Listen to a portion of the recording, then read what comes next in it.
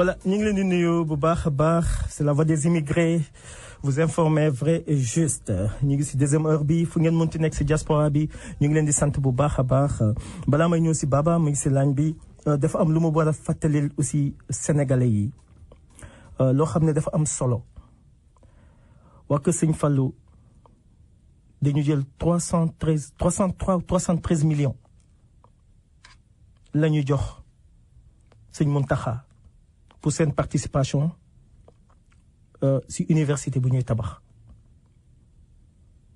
franchement donc sëriñ ñi tey buñ c'est-à-dire que sëriñ ñi nañ leen respecté ñi jox leen seen cër n'est-ce pas au niveau des États-Unis un peu partout ñu bu tabax ay mosquées yooyu il faut que ay sëriñ jiituñu ay imam donc ñooñu dafa am lu ñuy doxal ci suñu société 313 millions mais c'est-à-dire que dañu bokk ci développement Sénégal ñooñu nañ leen may cër nañ leen teg foo xam ne war nañ leen fa teg la dernière fois Kazu Rajab bi des milliards ñoo naroon dem Touba mais dañu teg autoroute bi yoonu combien d'heures des heures et des heures bés boo xam ne bésu kilifa la musul am Sénégal nekk Sénégal ba léegi donc tey kooku jël na 313 millions pour mu contribuer ci développement culturel bu Sénégal donc loolu benn passage la bu mu bëgg a dugal pour que sénégalais xam ne on doit faire très attention si suñu kilifa diine yi bu ñu leen respecté teg leen fu ñu war a teg ñoom mën nañu développer le Sénégal il suffit que ñu wax rek Baba maa ngi lay nuyu bu baax a baax na nga def. waaw Malick ñi ngi fay bu baax di ziar auditeur u la voix des immigrés yëpp. di kontaan si yow vraiment di la jaajëfal dañu suñu heure bu passé bi bon dañu amoon contretemps avec suñu invité bi Cheikh Alassane Sène moo naroon ñëw heure bi mais bon ñu war a teel a dugg si man ak yow mais affaire bi xam nga rek des fois da ngay def show ba nga xam ne nii dina am lu si dugg doo xam naka la voilà donc loolu moo ñu dal mais di ko sant suñu borom ok di aussi baalu suñu auditeurs yi parce que gis nañu publicité bi si Facebook donc loolu amul ñu ngi leen si baalu ok moom aussi Omzo maa ngi lay nuyu is watching c'est mon petit frère ok depuis Paris Baba balaa may ñëw ñu dugg si question politique bi ak un peu affaire yooyu maa ngi doon wax léegi suñu kilifa diine yi nan la ñu mën a contribuer si suñu société pour que ñu faj ay soxla Baba je pense que soxla nañ leen des fois n'est-ce pas.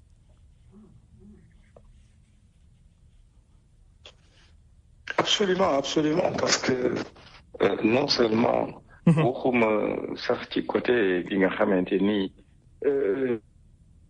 maanaam dañuy gunge ci sunu diine di ñu gën a jigéel sunu borom mais ay régulateurs donc sociaux parce que déjà boo xoolee tey dëkk bi mën na toll foo xamante ni kenn ci kilifa diine rek mën na jóg wax nit ñi daal di dal c'est ça la ñu jàppoon ñu bàkkoo donc nga gis ni wax dëgg yàlla am na rôle bu am solo bu ñuy joué ci société bi parce que nit ñi jox nañ leen ci warmaal nañ leen moi je pense que tey jii seen taxawaay am na lu bëri loo xamante ni def na ko ci la société sénégalaise te muy aussi loo xamante ni moom moo ñuy différence ak yenn dëkk yi que soo xoolee dëkk yi wër Sénégal da ngay gis ni problème boobu souvent la nañ am maanaam ay kilifa diine yoo xamante ni dinañ mën a jóg di taxaw di wax ak population bi di leen ñaax ci yenn yi ba jàmm di am. dal di am. waaw loolu avantage la boo xamante ni. jarut a négliger parce que mënuñu xam sax njariñ li mu am ci ñun. bu ñu bëggee xool nag réellement dayoo bi nga xamante ni ñoom moom la ñu am ci suñu société nañu xool rek dëkk yi nu wër. te ay jafe-jafe am fa. c'est ça te amuñu ñoo xamante ni am nañ taxawaay boobu pour jàppale leen. franchement dafa am solo seen nekkaay ak seen ñu jox leen cër. gis nga ici aux États-Unis lépp ñu ngi koy def ba tarixa bu nekk mun a am fii benn mosquée pour que ñu gën a mun a xam nga nekk benn ñu ñuy gën a jegeloo yàlla comme ni nga ko waxee ni donc ñooñu dañ leen war a jege waxtaan ak ñoom franchement pour que ñu jox leen cër bu ñu leen war a jox pour que société bi mun a am équilibre te mën naa wax ni tey situation bu ñu toll nii dafa am benn kaddu boo xam ne rek moo cipoon ci élection yi loolu moo tax dëkk bi sedd. je pense que loolu nit ñi war nañ ko xam di ñuy kii mais Baba dama bëgg ñu ñëw tuuti ci benn affaire bu moo xam ne ñëpp a ngi ñuy déglu ok dafa am loo fi wax loo xam ne c'est dafa xaw a jaaxal ñu bëri on a un régime semi-présidentiel amuñu démocratie Sénégal dégg nga Baba dama bëgg am na lu may teg nii dama bëgg s'il te plaît nga déglu ko. Très important ak ni ñuy déglu après on va venir. aussi yàlla dafa def am na loo xamante ni musuñu ko dund mooy lan. président bi toog dafay am majorité à l'Assemblée nationale de ce fait du am benn blocage. su ko defee ñun. dañuy am comme ni mu ko waxee un régime présidentiel fort. parce que Senghor ci boppam moom mooy ki nga xamante ni moom moo changé. li nga xamante ni moom moo indi fitna ji ñu ne parce que nous n'avons pas il faut le dire nous n'avons pas une démocratie ça il faut le dire le Sénégal n'est pas un pays démocrate selon ni nga xamante ni moom la ñu définir la démocratie alors ñu gis ni président yi fi jot a am yëpp parlement bi dañuy am majorité mais su fekkoon ne par exemple dañoo ñëw ñu am régime boo xamante ni opposition bi dañoo am majorité à l'Assemblée nationale bu boobaa la ñuy doog a comprendre li nga xamante ni mooy le régime semi-présidentiel bi ñu am parce que nous avons un régime semi-présidentiel su opposition amee majorité à l'Assemblée nationale loi yi voté à l'Assemblée nationale président bi du fa dugal lu ko neex su fa indee loo xamante ni du lu arrangé askan bi mais opposition bi dañ koy bloqué kenn du ko voté su boobaa du jàll i président bi lenn rek lay mën a def daan son droit de veto c'est ça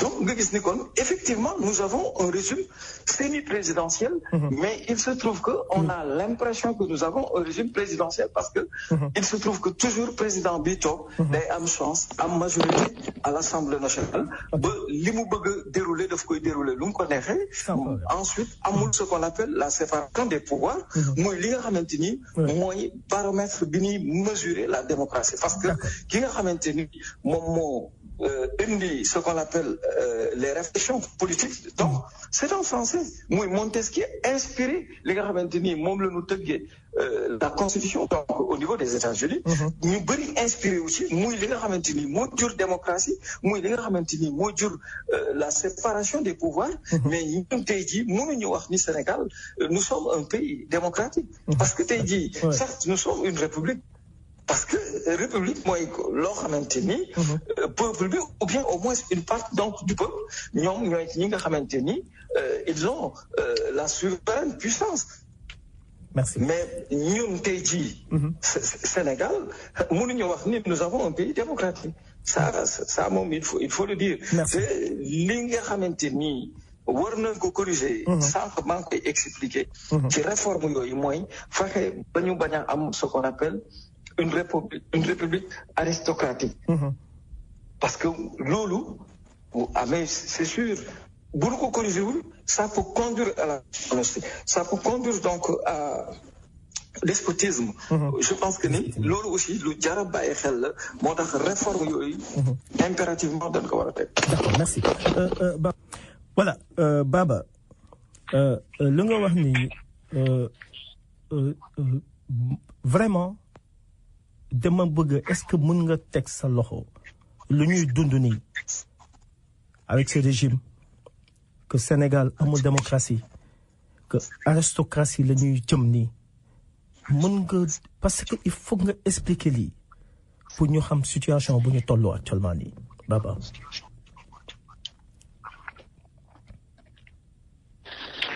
waaw effectivement parce que xam nga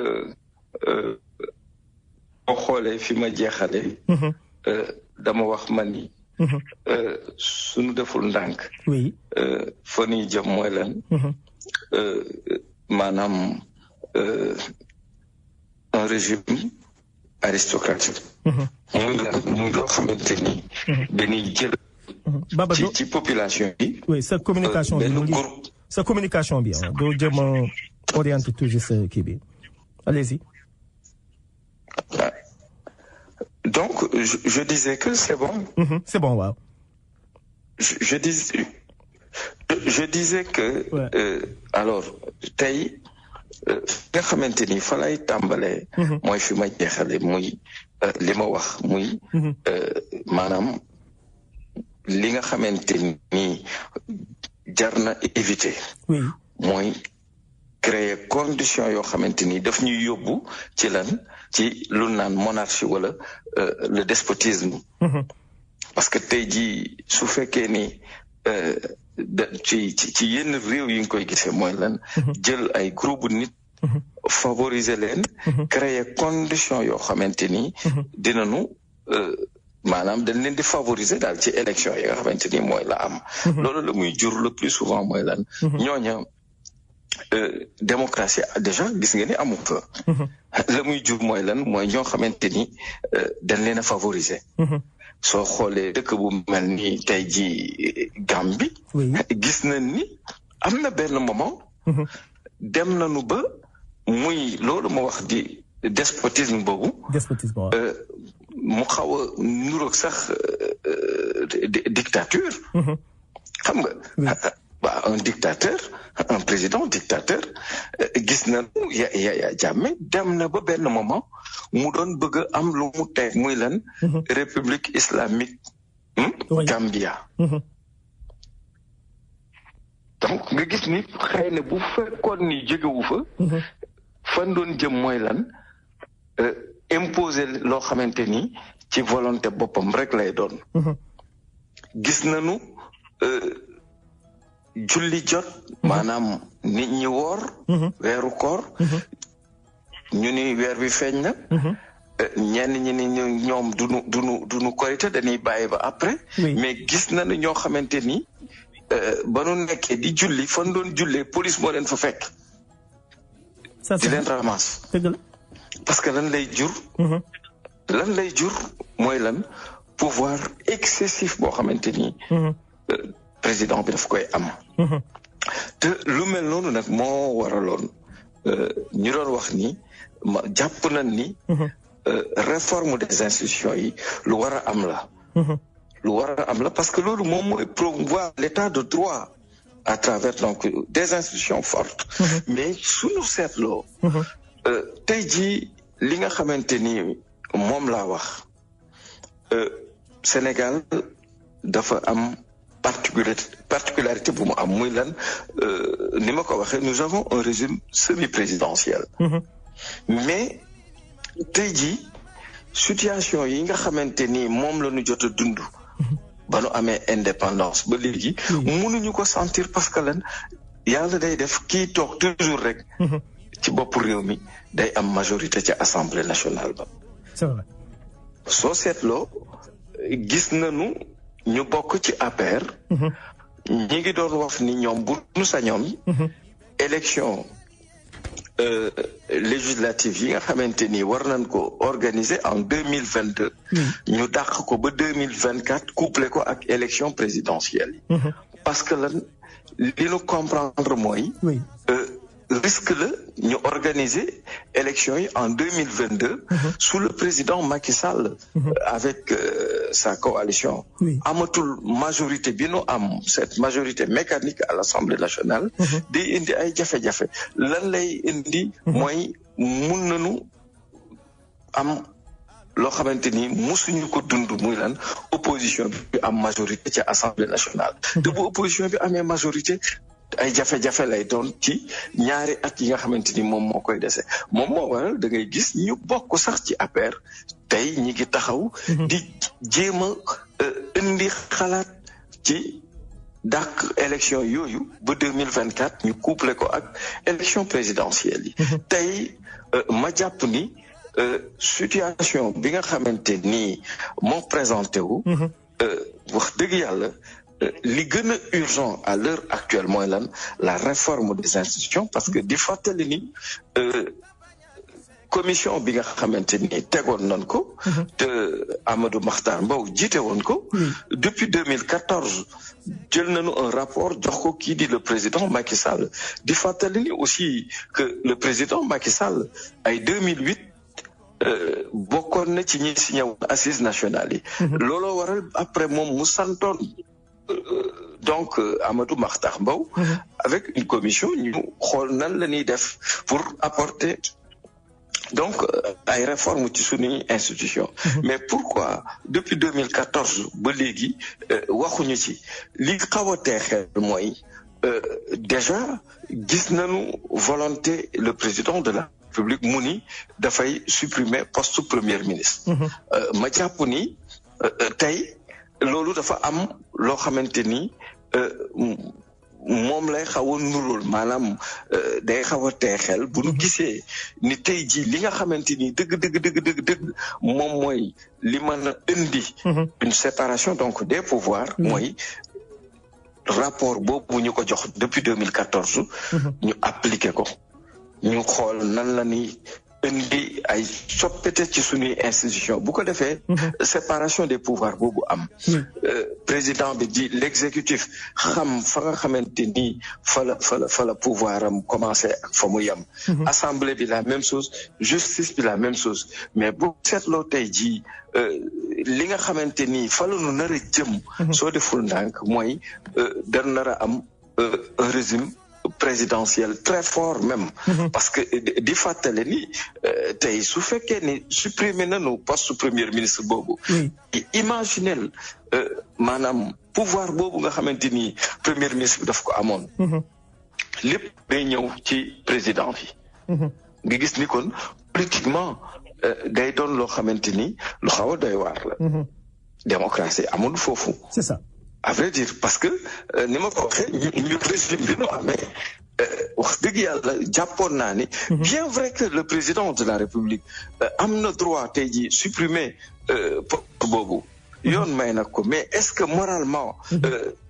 moralement tey fi dëkk bi toll surtout moom mu ni dafa woote dialogue national waxtaan ak opposition bi man jàpp naa ni point bu mel noonu waroon na bàyyi bu fekkee ne opposition bi même bu dee ni ñëpp ñëwuñu ñi nga xamante ni ñëw nañ ci waxtaan boobu ñu teg point boobu jéem a xool nu nuy waxtaane ci suppression poste premier ministre boobu mais waroo rek bëgg ni da ngay woote dialogue national pour ñu am lu nu waxtaane ci yorenim réew mi ci li nga xamante ni moom lañ jóge élection yeeg yooyu ak élection yi war a ñëw yooyu yëpp doon ay problème yoo xamante ni am na lëndëm yu bëri yu ci am alors mu am aussi loo xamante ni ñu bëri ñu ngi toog di xaar ban taxawaay nga ci war a am muy rapport bi ñu ko jox depuis 2014 te ba léegi waxuñu ci nga bëgg xëy daal di jël une décision ni da ngay supprimer poste premier ministre moi je pense que du loo xamante ni luñ doon xaar la dëgg à l'heure actuelle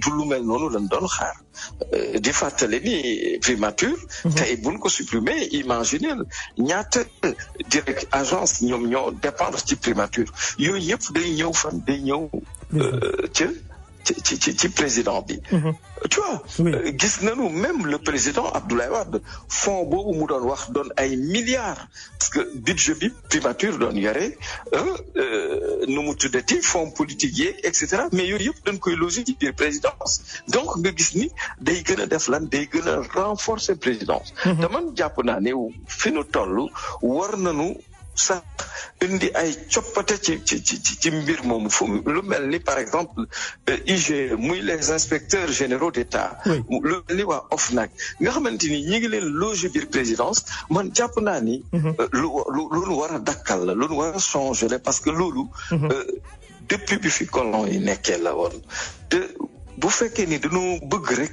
indi loo xamante ni équilibre la. il faut mu am ay coppite. président bi ñu limiter ses pouvoirs. foofu di États-Unis tey soo jëlee tey le président des États-Unis.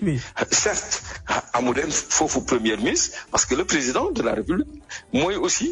Le chef du gouvernement parce que États-Unis ñi nga xamante ni ils ont un régime présidentiel le plus souvent da nga ciy gis ñoo xamante ni du am poste premier ministre. c'est ça fu mel ni ay Gambie wala États-Unis googu. vice-président la ñuy am non voilà mais absolument parce que lan président bi moom mooy aussi le chef du gouvernement mais ñun tey jii est-ce que tey soxla nanu lu mel noonu imaginez tey jii le président de la République lan moo dox ci lan mooy dox après ci digganteem ak assemblée nationale bi. lan mooy dox ci digganteem ak assemblée nationale te loolu ñu fàttali muy pouvoir yooyu yëpp nga xamante ni dafa daje ci premier ministre. day ñëw ci président de la République. muy loo xamante ni waxtu yi fi dëkk bi toll. du lu mel noonu la ñu soxla. mais Baba. mais soxlawul mais président bi si boppam moom il n'est pas préparé ban est-ce qu'il est préparé pour aujourd'hui bu éliminer poste bi mu mën a jël engagement yooyu pour mën a doxal liggéeyam correctement est-ce qu'il est préparé pour ça ak si problème yu jógee si 7 ans yi avec toutes les messes bu ñu am 7 ans yi mu ñëw subitement. sans que le Sénégal nekkul ci voie boo xam ne tey une voie de développement la voie boo xam ne tey corruption foo tourner am na fa xam nga am na yoo xam ne tey boo jëlee tous ces projets là ay problèmes kese lañu est-ce que aujourd'hui il est préparé pour mën a mu assumer lii pour doxal le Sénégal. non mais xam nga déjà le problème mooy. il faut comprendre que am réew. buñ la jiitalee. da nga war aussi yenn décisions yi boo koy def itam. wax dëgg yàlla nga waxtaan ceeg askan wi waxtaan ci aussi ak ñi nga xamante ni ñoo nekk ci ku jéggi muy opposition bi. parce que après tout aussi voilà bul ni rek man maay président damay defee lu ma neexee déedéet du noonu boo gisee. maa ngi koy wax. keroog kii di Montesquieu. indi une réflexion sur l'esprit des lois. muy li nga xamante ni moom moo jur démocratie. muy li nga xamante ni moo jur la séparation des pouvoirs. te loolu mooy li nga xamante ni moom la ñu mooy fondement bi ñu tëggee constitution boobu nekk seen dëkk boobu di États-Unis. pour vous dire parce que lan liñ doon bañ mooy. président bi am pouvoir boo xamante ni day defee lu ko neexee. te loolu gënul ci réew. tey l'exemple que je vous donne imaginez un président Trump su fekkoon ni constitution bi tënku ko. mais imaginez dégâts yi naroon a am États-Unis imaginez donc nga gis ni kon am réew pour mu dox. il faut ñu séparer kii di président bi. pouvoir bi mu am. ñu séparer ko ak pouvoir ba nga xamante ni moom mooy le parlement. séparer aussi ak li nga xamante ni mooy justice bi. te li nu war a gën a bàyyi xel Malick mooy lan mooy que peuple bi gis nga peuple bi ci boppam. moom rek am pouvoir. c'est ça. pourquoi je le dis. tey le président Abdoulaye Wade mi ngi Sénégal. oui. mais ban pouvoir la am actuellement nii pour décider sur li nga xamante ni moom moo war a am ci li ñu war a doxalee politique bi wala nu ñu yore réew mi pourtant il était président. parce que pouvoir boobu mu amoon. peuple bi moom moo ko joxoon. donc nga gis ni kon peuple bi moo am pouvoir. yow. président bàyyil xel que ni peuple bi moo am pouvoir moo jël ci pouvoir am boobu jox la ko pour nga doxal. oui. exemple bi may joxe bi nga xamante ni génn nañ ci élection yi. am ñu votel kii di le candidat Macky Sall am ñoo xamante ni ñoom dana votel opposition bi. mais bi nu tolloo ci wàññi. xob yi nga xamante ni ku nekk moom nga am. boo seetloo. lan def dañuy wàññi ku ne li nga am. mais ki ne li nga am nag justice moom moo koy dëggal. justice nga gis ni day arbitrer nga gis ni kon sax justice du moom moo am pouvoir mais peuple bi moo am pouvoir justice day taxaw pour def lan pour maanaam faire respecter la loi. c'est ça maanaam li peuple bi wax. moom lay bëgg ñu doxal ko ñu taxawal loolu. oui donc nga gis ni kon ki am pouvoir dëgg mooy peuple bi kon ma jàpp ni. lu mel noonu su amee wax dëgg yàlla. ñu nekk ci dëkk boo xamante ni jàpp nañ ni bëgg nañu faire avancer les choses. Moi je pense que surtout ak jafe-jafe yi nga xamante ni. am na ci élection yi ñu génn. man jàpp naa ni yenn décision yu mel noonu toog waxtaan ci ak opposition bi demander aussi pourquoi pas peuple bi lan mooy xalaatam ci lu mel noonu moo gënoon a jaadu. d'autant plus que li nga xamante ni mooy réforme des institutions rapport bi depuis 2014 mi ngi taxaw. Le président Macky Sall waxu ci donc je ne vois pas pourquoi mu tëb rek installé wu daat ni day supprimer poste premier ministre donc nga gis ni xel day xaw a tey surtout mu xaw a jox dëgg ñi nga xamante ni jàpp nañ ni wax dëgg yàlla am na loo xamante ni mi ngi koy préparer te waxu ko nit ñi waaw lu muy préparer tout est possible xam nga Baba président bi lu mu bëgg a def nii tôt ou tard bu fi demee ba éliminer par exemple tey premier ministre donc ce gouvernement là day caduc gouvernement de dul exercer il faut mu former un gouvernement bu bees non. mais effectivement c'est-à-dire boo xoolee sax maanaam tey jii. am na ñoo xamante ni tey dugaluñ leen ci gouvernement bi. ñi ngi toog di xaar di dunde yaakaar xëy na ñenn ñi jàpp ñu ngi ñaan pour conseil des ministres donc mu am ay nomination et cetera yu demee noonu. c'est ça mais aussi di fàttali ni. tey am na ci ñoo xamante ni ba léegi ñi ngi dundee yaakaar muy bi nga xamante ni le président Macky Sall déclaré na ni après dafay supprimer poste premier ministre ça veut dire quoi ça veut dire que bis bu supprimer jour bu mu ko supprimer. ci jour boobu aussitôt gouvernement bi nga xamante ni kii di le premier ministre Boun Abdallah Dionne moom moo koy diriger. gouvernement boobu dootul exister gouvernement boobu dañ koy dissoudre. dañ koy remanier donc ñu sambaat beneen gouvernement boo xamante ni bu bees lay doon. Baba donc c'est que lu ma bëgg a wax fii c'est stratégique donc Macky Sall le président Macky Sall jóge gu fi le président Macky Sall écoute mu ngi préparer législative yi lii c'est une stratégie boo xam ne donc ñoo xam ne tey ñu ngi dundee yaakaar ñoo xam ne peut-être xalaatuñu ne Macky Sall bés bu demee ba supprimer élection premier ministre bi ok donc am na ñoo xam ne ñu ngi commencer xultu ak yooyu mais est-ce que ñooñu mënuñu tey ñu xaar par exemple am na ñoo xam ne ñu ngi ci biti di xaar xam nga est-ce que mënul nekk aussi ci opposition bi xam nga dans le PDS on sait jamais ok est-ce que mënul nekk par exemple si Idy 2019 on sait jamais parce que écoute c'est le Sénégal Baba c'est le Sénégal parce que loolu moo tax tey ñu toog nii mënuñu réagir c'est quoi est-ce que amul ay deal ci biir. waaw mais xam nga dès l'instant rek. moom nee na après parce que jàpp naa ni. tey jii li gënoon a yanu naa mooy. comme la mu waxoon en 2012. mu ni woon ba muy campagne. c'est ça suñu ma falee. au lieu que ma def 7 ans 5 ans lay def. c'est ça. loolu dafa bokkoon ci programme bi mu campagne. alors tey ma jàpp ni waroon na aussi cette fois-ci ni kat bis bu ma faluwaatee poste premier ministre dama koy supprimer. mu teel koo wax. c'est ça nit ñi xam. ci campagne bi surtout parce que dafa bokk ci programme am. c'est ça ci campagne bi surtout. absolument oui. donc période bi muy def campagne. waroon na biral ni. bis bu toogaatee day supprimer poste premier ministre bi mais pourquoi waxu ko mu ñëw ba prêter serment rek daat ni kat après day supprimer poste premier ministre bi moo waral loolu ma wax maanaam tey ba léegi. am na ñoo xamante ni bokkuñu ci gouvernement bi tey jii di. gouvernement Macky 2. C'est ça. Mais ba léegi ñu ngi dundee yaakaar parce que xam nañ ni. bis bu nu supprimer poste premier ministre bi. gouvernement bi fi ne dañ koy tas. dañ koy tas te gouvernement bi ñëwaat mën na am modification yu mu am. parce que gis nañ ni ñi nga xamante ni ñoom la ñu njëkk a consulter.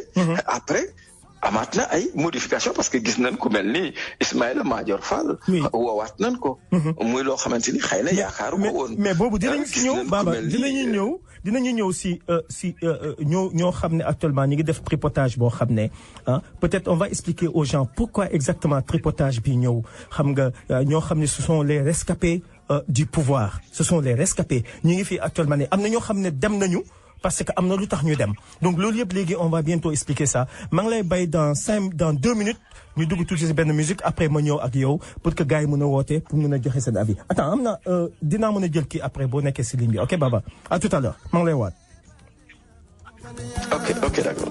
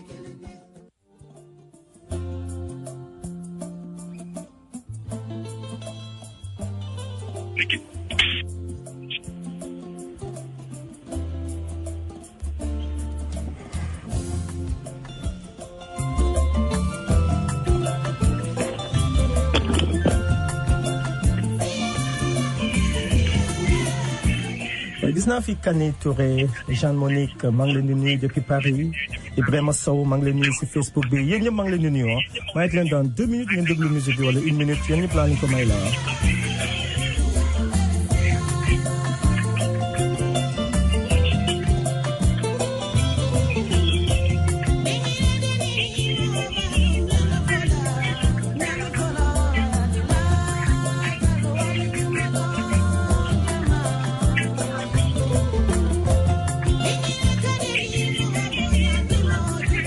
voilà Baba ñu ñëw rapidement si waxtaan bi parce que dafa am solo pour ñoo xam ne dañu bëgg a woote mën nañu woote ils vont demander des questions Baba dafa am ay rescapés yoo xam ne tey ok depuis que le président Macky Sall que gouvernement bi ñu nommé leen ñu ne bon gouvernement bu bees baa ngi nii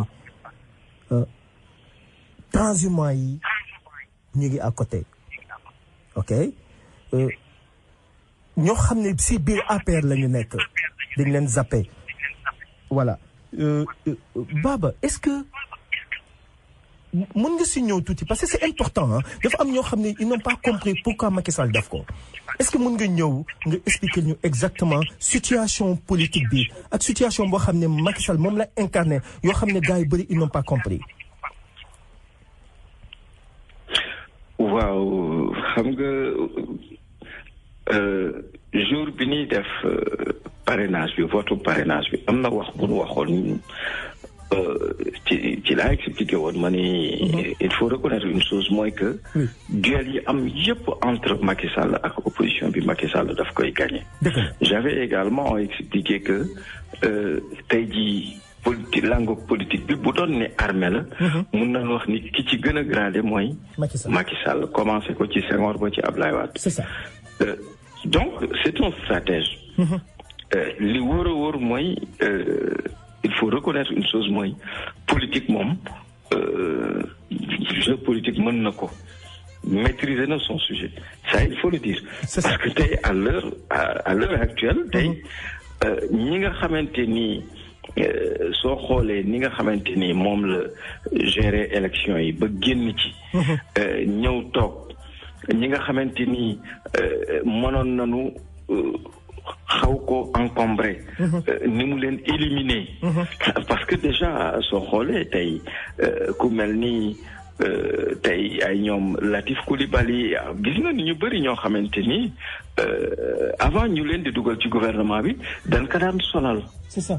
dañ ko daan sonal nga gis ni en un moment donné pour mu maîtriser leen daf leen impliqué xëcc ci leen dugal leen jox leen ay ñenn ñi mu def leen ministre donc attaque yooyu daal di arrêté nga gis ni tey jii bi mu séparé woo tey ak ñoom ñooñu tey jii dootuñu nekk ci position boo xamante ni dinañ mën a maanaam wuyal loola ñu doon def maanaam attaque yooyu ñu doon def. C'est ça.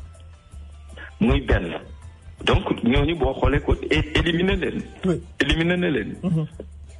ñeneen ñi nga xamante ni gis nga ni aussi wax dëgg yàlla maîtriser na leen carrément muy ñi nga xamante ni dañoo transhumé ñëw. mais foofu aussi da ngay gis ni. am na loo xamante ni bëggu ko créer muy lan maanaam population bi ci boppam xam na ni ñii dañ leen a rejeté. donc tey jii su leen utiliser waatoon ci gouvernement bi. day gën a indi ay jafe-jafe digganteem ak population bi. C'est ça.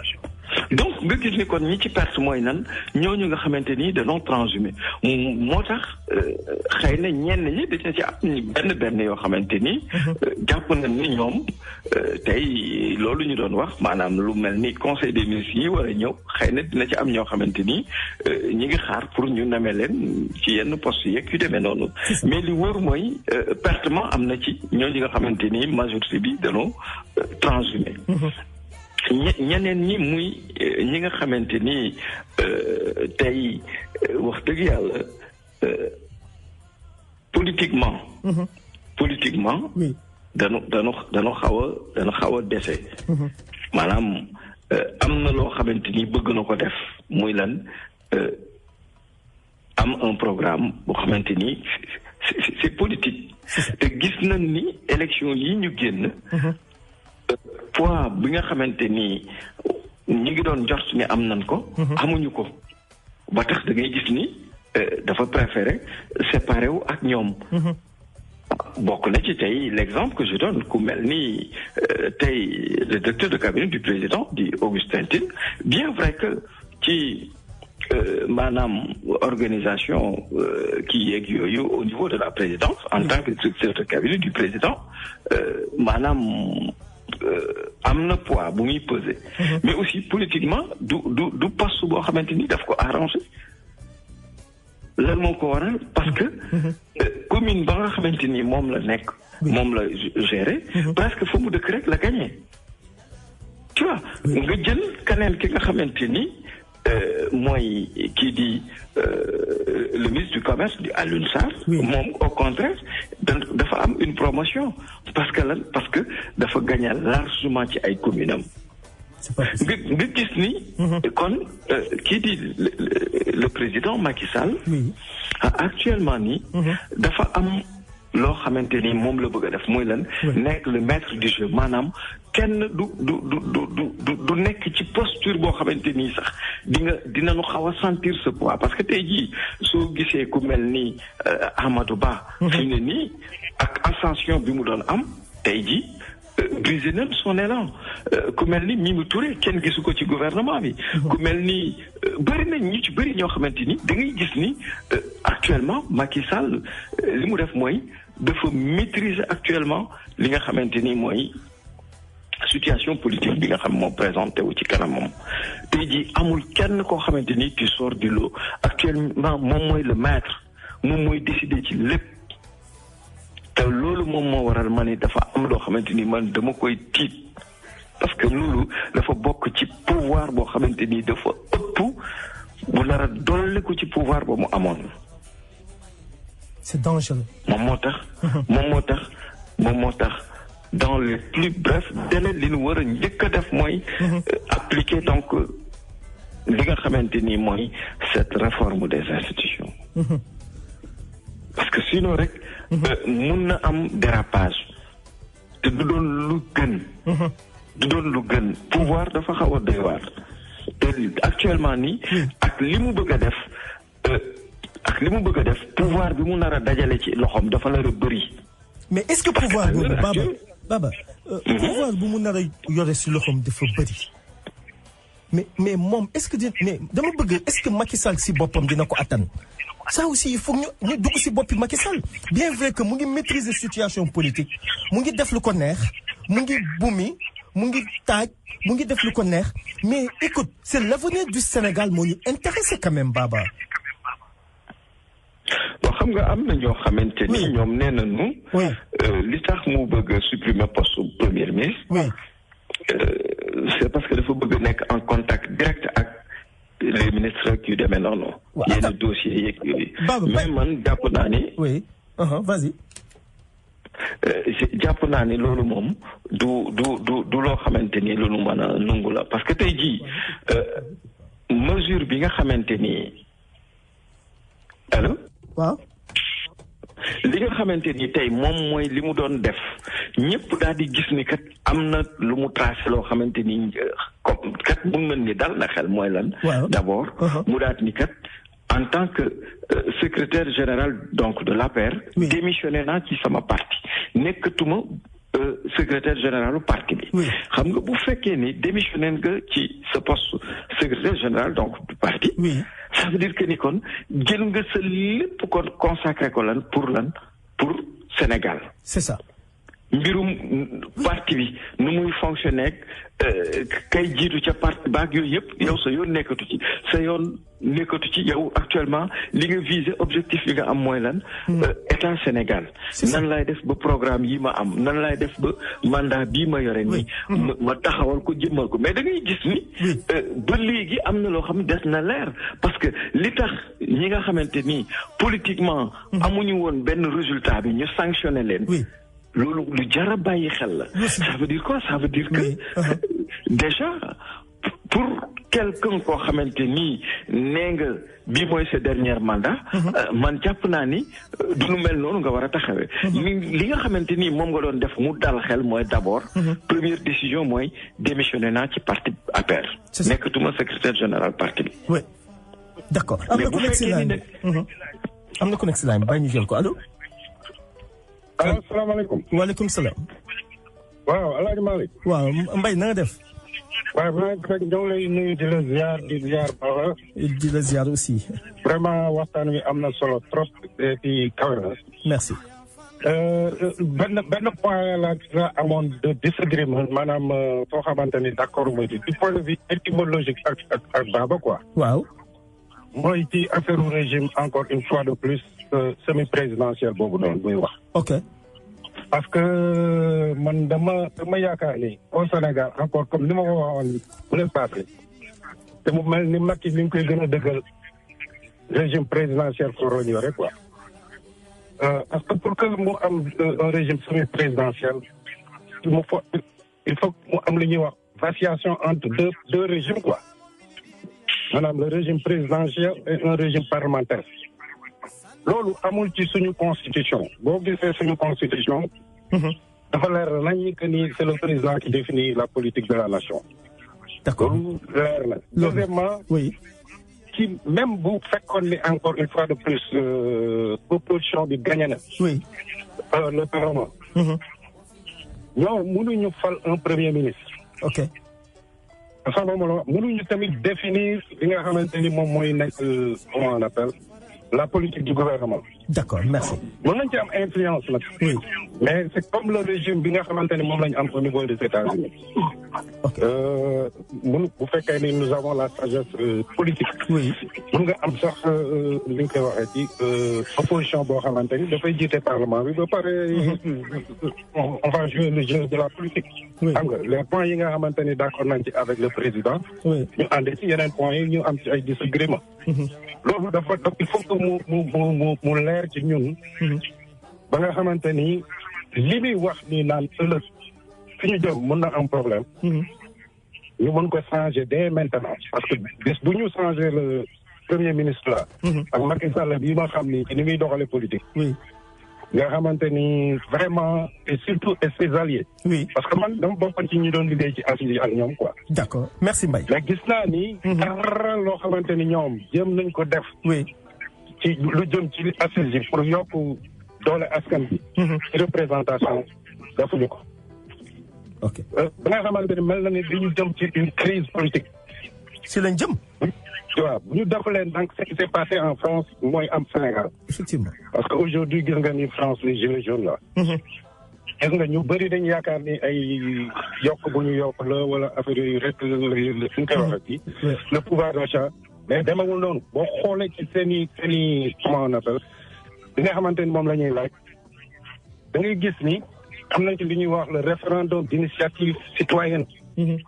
nga xam ne dañu bëgg ñoom dem ba nga xamante ni le citoyen français dina mën a poser certaines conditions su amee plus de 10,000 wala whatever signature. imposer l'assemblée ñu def ko référendum quoi maanaam jox du gën a dooleel population bi. d'accord parce que comme il l'a dit Montesquieu bi muy théoriser aussi les 3 pouvoirs là moom ci xelam amuloon un président. maanaam président boo xamante ni ay pouvoir am dafay limité li mu gënoon a gëm mooy un président boo xamante ni xëy na dina am yenn. d'accord Mbaye d'accord may ko mu tontu la. maanaam sell bi daf ko jiite la woon ba nga xamante ni. merci moo tax mu yaakaar ni dina def leen li quoi. merci vraiment waxtaan bi am na solo et que. we enjoying it te xam naa dinañ gën a dugg. incha allah pour ñu gën a comprendre ante quoi. incha allah il faut que ñun les Sénégalais ñu xam ci ban régime la ñu nekk. exactement ci lan lañ jëm fi mu nekk nii quoi. parce que bu ñu def leen daal comme li mu wax nii. dinañ dem ba nga xamante ni président bi dinañu nommer président. na métti merci. all right ok thank you Baba. oui dégg nga de si dégg naa c'est-à-dire lenn la. oui. moom. c'est-à-dire li tax mu naan nous avons un régime présidentiel. c'est parce que lenn la li mu wax.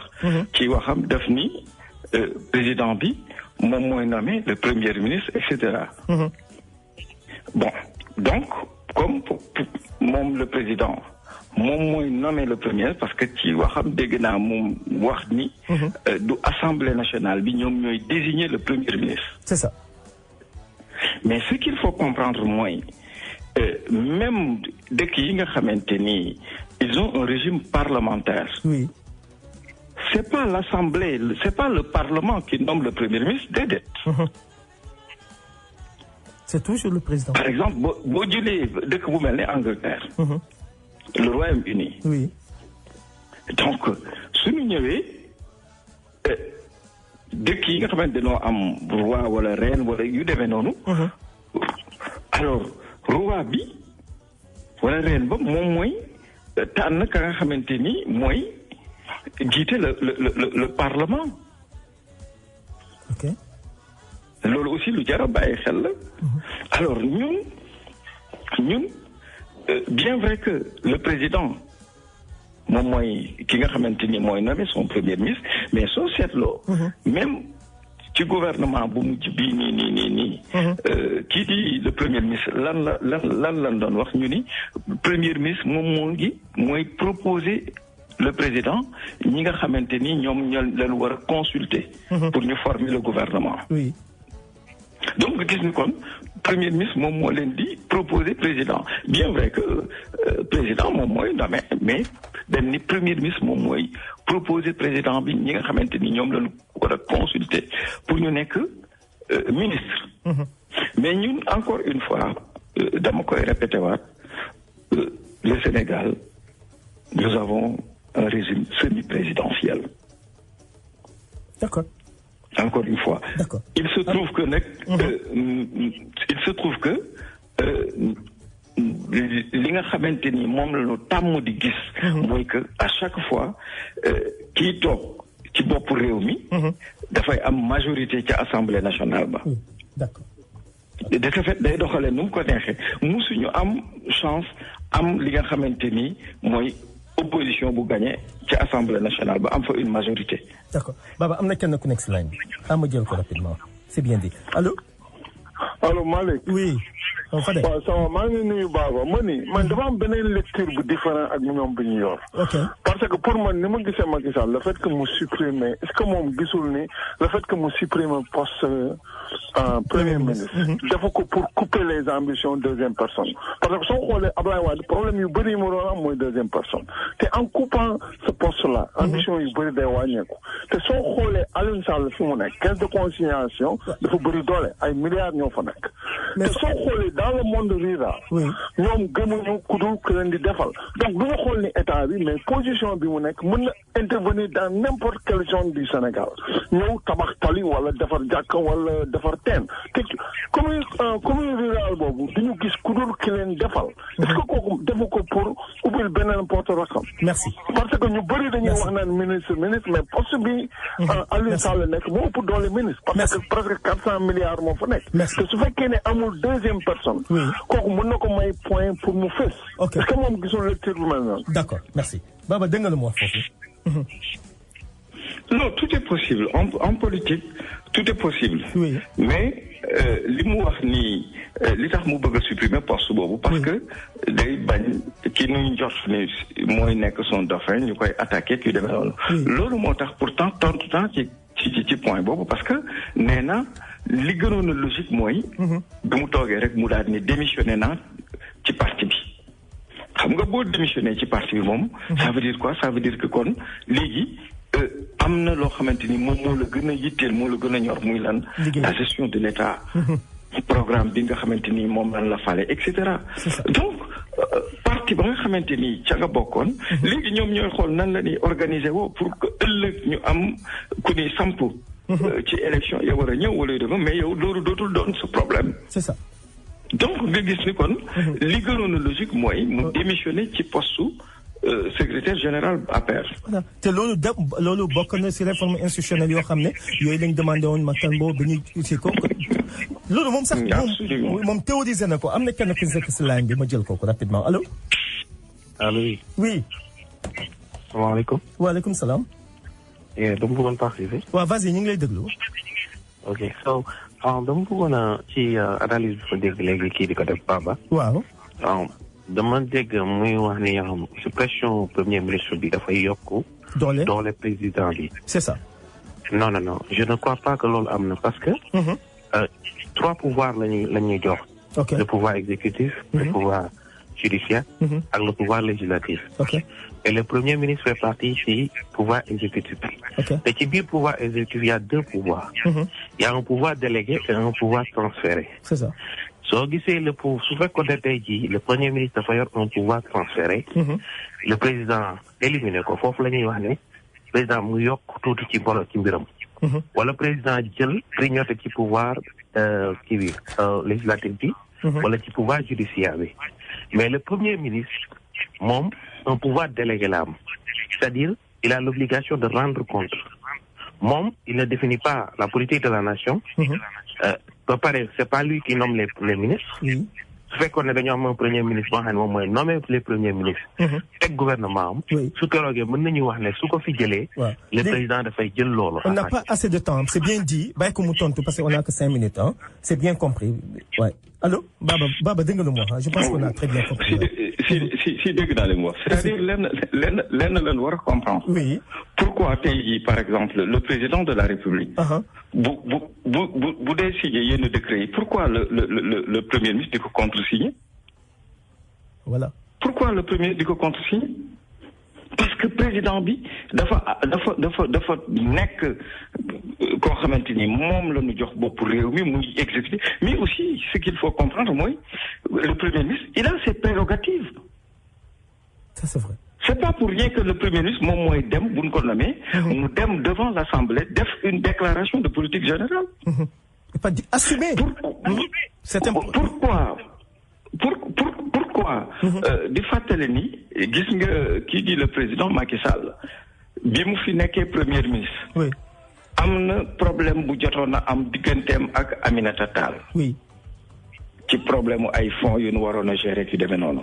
lan moo may le premier ministre mu ne woon day imposer par force fonds yooyu primature lañ koy loger ci demee noonu parce que premier ministre dafa am moom aussi ses prérogatives. loo xamante ni yoon na ko may. donc pouvoir boobu nga xamante ni nag ak lu mu tuuti.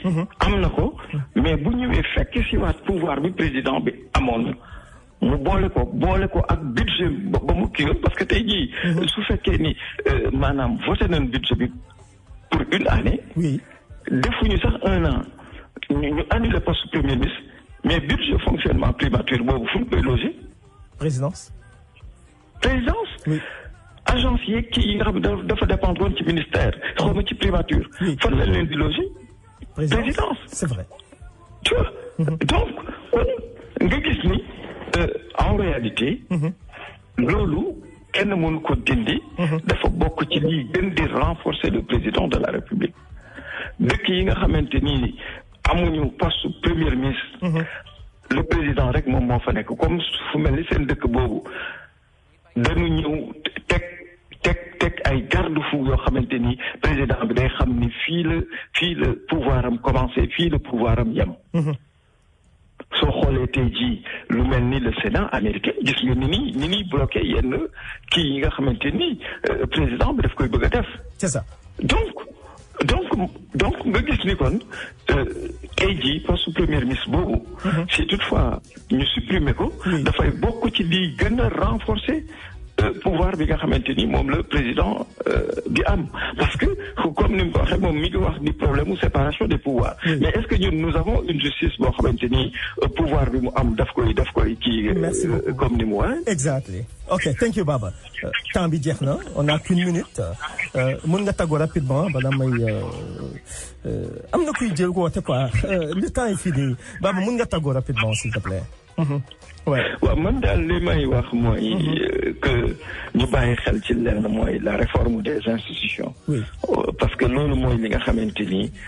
moom moo ñuy permettre ñu am des institutions fortes. merci parce que Sénégal loolu la soxla actuellement nii. merci jërëjëf thank you Baba ba semaine prochaine ñu andiwaat ci yoo xam ne yu am solo ça va venir incha allah merci jërëjëf thank you.